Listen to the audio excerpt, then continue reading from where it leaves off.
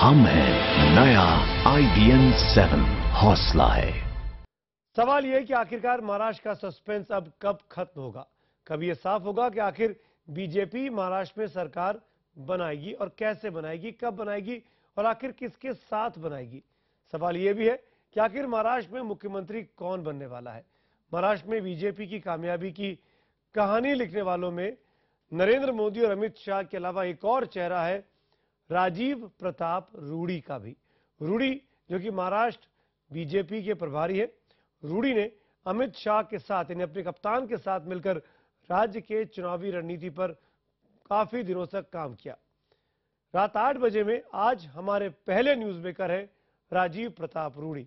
रूडी से मैंने कुछ ही देर पहले नए समीकरणों पर बातचीत की, अमित शाह के बारे में बातचीत की, नरेंद्र मोदी के नेतृत्व के बारे में बातचीत की और साथ ही रूडी ने कुछ बातें नहीं बताई, लेकिन इशारा साफ था कि बीजेपी किस तरफ आगे बढ़ रही है गठबंधन के बारे में। राजीव प्रताप रूडी जी, मैं आपको बधाई देना चाहूंगा। आपकी कई दिनों की, कई महीनों की मेहनत लगता है कि कामयाब हो गई। आप मानेंगे आप कामयाब रहे इस नतीजे के बाद? देखिए, किसी एक व्यक्ति को कामयाबी नहीं दी जा सकती है, तो हमेशा टीम वर्क है। और इसमें चाहे हमारे साथ प्रदेश में चुनाव प्रभारी ओम जी माथुर हों, सुनील बंसल साहब हों, लेकिन और प्रदेश की टीम जिसने तैयारी करके सब नेता चुनाव मैदान में चले गए थे वो हो, हम लोग तो आकर के समन्वय कर रहे थे और जो कुछ भी और सब कुछ परफेक्ट नहीं था। लेकिन सबसे बड़ा यदि योगदान इसमें किसी का है, सबसे बड़ा योगदान अगर मुझे किसी का दिखता है तो वो एक बड़ा ही मेटिकुलस प्लानिंग माननीय अमित शाह जी का रहा, जो राष्ट्रीय अध्यक्ष हैं। और जिस प्रकार से उन्होंने, क्योंकि हम पहले चुनाव लड़ते थे 119 सीटों पर, अचानक हम लगभग तिगुने सीट पर चुनाव लड़ने के लिए चले गए। तो 10 दिन के भीतर ये पूरी तैयारी करनी थी और मुझे लगता है 10 दिन के भीतर इतनी बड़ी तैयारी जब तक कोई बड़ा मेटिकुलस प्लानिंग नहीं होता, और अमित शाह जी का इसमें बहुत बड़ा योगदान है। राजीव जी, अब इस चुनावों में ये कहा गया कि नरेंद्र मोदी और अमित शाह की जो जोड़ी है वो जोड़ी नंबर 1 है। चंद्रगुप्त अब चाणक्य की जोड़ी की तरह काम करते हैं। आपने बहुत क्लोज प्रॉक्सिमिटी में काम किया अमित शाह जी के साथ, अपने अध्यक्ष के साथ। क्या कहना चाहेंगे, मोदी के चाणक्य अगर हम कहें अमित शाह को तो गलत होगा क्या? एक तरफ जहां देश के प्रधानमंत्री ने अपना समय दिया और एक प्रकार से महाराष्ट्र में जहां हम इतनी बड़ी संख्या में लोकसभा में सीटें जीते थे, वहां हम एक प्रकार से महाराष्ट्र में देश के प्रधानमंत्री जी का थैंक्स गिविंग भी था और साथ साथ चुनाव प्रचार भी था। उन्होंने ऐतिहासिक रूप से लगभग 26 सभाएं महाराष्ट्र में की और भी 7 दिन की अवधि में, ये अपने आप में ऐतिहासिक है।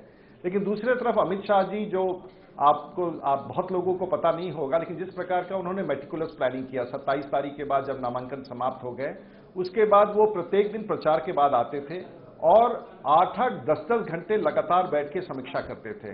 मुझे याद है कि कई ऐसी रातें थी जो शाम को 11 बजे बैठक शुरू होती थी और सुबह 4 बजे तक हमें निर्देश देना, मॉनिटरिंग करना, जिम्मेवारी देना, समीक्षा करना, फोन लगवाना। तो अपने आप में एक अद्भुत व्यवस्था था और शायद ये भी एक बहुत बड़ा हमारे लिए हौसला बना, हमारे लिए सहयोग बना। हमने पता चला हमारे सूत्रों से कि अमित शाह किसी बहुत साधारण से होटल में रुके रात को 2-2, 3-3 बजे तक काम करते थे, जैसा कि आप बता रहे हैं, और अर्ली मॉर्निंग वो कैंपेनिंग की प्लानिंग में उनकी जो पूरा जो थॉट प्रोसेस है वो पूरी तरीके से फोकस थे वो महाराष्ट्र को लेकर इस बार। देखिए साहब, मैं आपको कुछ निजी अनुभव बता सकता हूं। एक दिन चुनाव के 2 दिन पहले 12 तारीख को चुनाव सभा थी। तो उन्होंने कहा, रूडी जी आपकी एक भी सभा नहीं हुई है, आप मेरे साथ चलिए। तो मैं बाहर अपने गाड़ी के पास खड़ा था, तो उन्होंने अपनी बुलेट प्रूफ गाड़ी छोड़ करके कहा कि रूडी जी आपके गाड़ी में बैठूंगा। और मेरा इनोवा पुराना था। पूरे 6 घंटे तक उस इनोवा में बैठ करके, उसका एयर कंडीशनिंग भी ठीक काम नहीं कर रहा था, बाहर बहुत गर्मी थी, आराम से मेरे साथ यहां से गए, मुंबई की सभा एड्रेस की, उसके बाद उल्लासनगर की सभा एड्रेस की, वापस लौट के आए। तो ये उनका चित्र या उनका पहलू मैंने कभी नहीं देखा था। एक दिन हमारे प्रदेश कार्यालय से हट करके दादर कार्यालय में, जो मुंबई का कार्यालय है, वहां सुबह 10 बजे आए, चुनाव के 3 दिन पहले, चुनाव प्रारंभ होने के 3 और 10 बजे सुबह से एक ही स्थान पर लोगों से बैठ करके बात करने का सिलसिला रात के 11 बजे तक चला। तो वो और ना ही उनके लिए कोई विशेष व्यवस्था, खाना भी वही खाते थे जो कार्यालय में मिलता था, खाना बना के जो भी मिल जाए वो खाते थे। और मुझे लगता है कि रंग शारदा जो एक सामान्य सा रहने का स्थान है, कभी उन्होंने नहीं कहा कि मैं किसी बड़े होटल में रहूंगा, मेरे लिए ये व्यवस्था करो।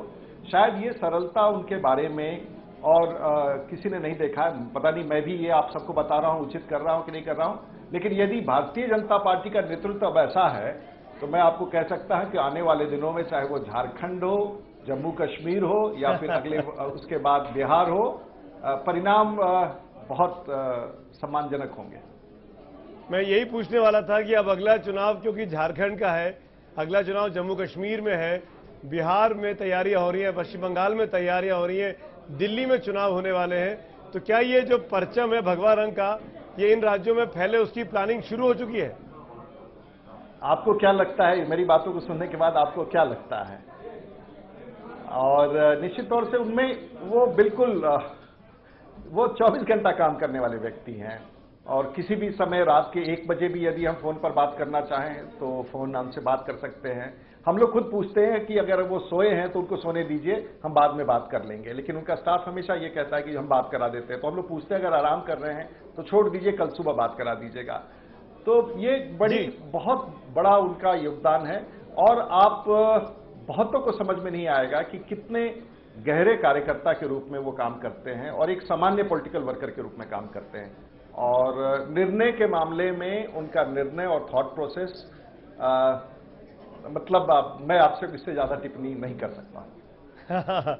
रूडी जी, हम अमित शाह जी के बारे में तो बहुत बात की, लेकिन मैं प्रधानमंत्री का कंट्रीब्यूशन आपसे पूछना चाहूंगा, क्योंकि वो यहाँ आने के महाराष्ट्र चुनावों के 1 हफ्ते पहले वो अमेरिका में थे, वहां लगातार मीटिंगें चल रही थी उनकी। आपको लगता है नहीं कि नरेंद्र मोदी को जितना वक्त देना चाहिए था महाराष्ट्र में, उतना प्रधानमंत्री मोदी नहीं दे पाए, और देते तो बेहतर होता? नहीं साहब, आप इस बात को ध्यान नहीं दे रहे हैं कि चुनाव प्रचार यहाँ दशहरे के बाद 4 तारीख से शुरू हुआ। प्रधानमंत्री देश में 3 तारीख को लौटे, 2 तारीख की रात को, और 4 तारीख से उनका कार्यक्रम हरियाणा और महाराष्ट्र में लग गया। और उन प्रधानमंत्री के बारे में तो ये कहा जाता था कि भाई वो दिल्ली का काम छोड़ करके यहाँ आ गए हैं, कैसे चल रहा होगा देश। लेकिन उन्होंने अपना समय दिया, एक थैंक्स गिविंग दिया। और मैं आपको बता दूं कि जब वो महाराष्ट्र में भी होते थे या हरियाणा में होते थे तो वो उनकी व्यवस्था ऐसी रहती थी कि वो बिल्कुल हर तैयारी को रखते थे। और हमें याद है कि 12 तारीख को जब ये हुडहुड तूफान आने वाला था, उस दिन हम सब लोग क्योंकि उनके कार्यक्रमों का कोऑर्डिनेशन देखते थे, हमें पता था कि 12 बजे के बाद ये कहा गया था कि हो सकता है कि उस दिन का कार्यक्रम स्थगित करना पड़े अगर तूफान एक विभीषिका के रूप में आता है और जान माल की हानि होती है, तो हमें प्रधानमंत्री का प्रोग्राम कैंसिल। तो वो उनकी संवेदना इस हद तक थी। तो एक तरफ शासक के रूप में, एक तरफ प्रधानमंत्री के रूप में, और जहां वो अमेरिका से तुरंत उतरने के बाद 24 घंटे के भीतर महाराष्ट्र और हरियाणा के चुनाव प्रचार में लगे। मैं एक बात और बताना चाहूंगा कि एक शाम को नासिक की सभा थी और सोलापुर से उन्हें गोंडिया जाना था। गोंडिया में गढ़चिरौली गोंडिया में कार्यक्रम करके उल्टे दिशा में उन्हें नासिक जाना था। बारिश के कारण वो कार्यक्रम एक दिन तूफान के कारण स्थगित हुआ। हम लोगों ने उनसे आग्रह किया कि साहब वहां की सभा बिगड़ गई है, अगले दिन कर दीजिए। उन्होंने तुरंत दे दी और अगले दिन जो 4 सभाएं थी उससे 5 हो गया। इतनी सरलता से देश के प्रधानमंत्री राजनीतिक कार्यकर्ताओं की भावनाओं का कदर करे और जिस प्रकार से कार्यक्रम होता था, असंभव है। और उस पृष्ठभूमि में जब पहले देश के प्रधानमंत्री न चलते हुए दिखते थे, न बोलते हुए दिखते थे, आश्चर्य का विषय तो है ही है जब देश के प्रधानमंत्री इतनी व्यापक तौर पर किसी चुनाव अभियान को लेते हैं, साथ साथ शासन का भी काम उसी गति के साथ करते हैं। तो बेमिसाल है, बेमिसाल है। रूडी जी, क्योंकि 20-22 सीटें कम रह गई, महाराष्ट्र में आपकी अपनी सरकार बनती, आपको लगता है कि ये कमी पूरी हो सकती थी अगर ये गठबंधन आपने 15 दिन पहले शिवसेना से अलग हो गए होते आप? देखिए, ये अभी कहना अलग होना, ये सब बातें प्रधानमंत्री जी ने कहा कि हम बाला साहब के विरुद्ध और उनके याद में और उनके स्मरण में और उनके सम्मान में एक शब्द नहीं बोलेंगे। आज इस बात की चर्चा करना उचित नहीं। लेकिन देखिए, जहां हरियाणा में जो छोटा मोटा गठबंधन था, शायद वो पहले चला गया तो हम बहुमत प्राप्त कर गए। अब ये रेट्रोस्पेक्टिव विश्लेषण है, अब वो हमारे हाथ में नहीं था। हम तो समझौता चाहते थे और समझौता करना चाहते थे, लेकिन अगर आप कह रहे हैं तो शायद यदि हमें और वक्त मिलता तो परिणाम, क्योंकि लगभग 40 सीट पर हम 200 से 1000 वोट के बीच में हारे हैं। बिल्कुल। शायद ये भी हमारे लाभ का विषय होता, लेकिन कहना कठिन है। और लेकिन फिर भी आज महाराष्ट्र की जनता ने हमें मत दिया है। सरकार भारतीय जनता पार्टी की बनेगी और कमल के फूल के निशान का मुख्यमंत्री बनेगा, ऐसा हमारा मानना है। और निश्चित आप कह रहे हैं कि पहली बार ऐसा होगा कि महाराष्ट्र में बीजेपी का मुख्यमंत्री होने वाला है। क्या जो अन्य हैं 19, उनके साथ आपने बातचीत शुरू की है? क्या बीजेपी एक माइनॉरिटी गवर्नमेंट अदर्स के साथ मिलकर बनाना चाहेगी? देखिए, कोई सरकार माइनॉरिटी नहीं चल सकती है। सरकार को चलने के लिए मेजॉरिटी की आवश्यकता होती है। सरकार आप माइनॉरिटी कितने दिन चलाएंगे? तो यदि हम कह रहे हैं कि सरकार हमारी बहुमत की होगी, तो मुझे विश्वास है कि सरकार बहुमत की होगी। कैसे होगी, कब होगी, कहां से होगी, क्या होगी, लेकिन सरकार भारतीय जनता पार्टी के बनेगी और मैंडेट भारतीय जनता पार्टी के पक्ष में है।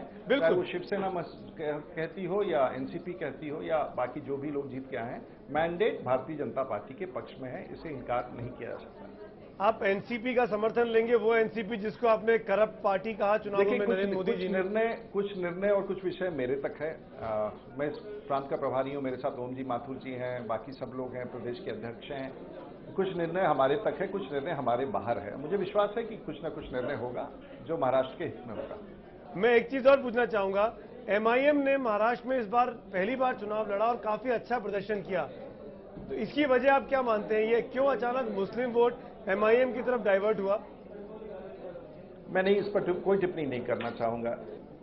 आप शिवसेना के साथ अप्रोच करना चाहेंगे, अपनी तरफ से पहल करना चाहेंगे? देखिए, राजनाथ सिंह जी और माननीय राजनाथ सिंह जी, माननीय जगत नड्डा जी आने वाले हैं। जैसे ही उनके कार्यक्रम तय होता है, हमारे पार्टी के विधायक दल के नेतृत्व का निर्णय होता है और उसके बाद जो भी तय होगा हम आपको बता देंगे। इस क्षण मैं कुछ नहीं कह सकता। मुख्यमंत्री कौन, विधायकों में से कि कोई दिल्ली से सांसद आएगा? देखिए, ये निर्णय पार्लियामेंट्री बोर्ड के पास है और पार्लियामेंट्री बोर्ड ने कुछ मोटे तौर पर मन बनाया होगा। पर्यवेक्षक और समय से जो निर्णय होगा वो आपकी जानकारी में हम दे देंगे।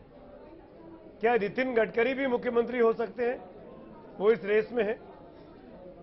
देखिए, माननीय राजनाथ सिंह जी जो भारतीय जनता पार्टी के पूर्व राष्ट्रीय अध्यक्ष हैं, वर्तमान में गृह मंत्री हैं।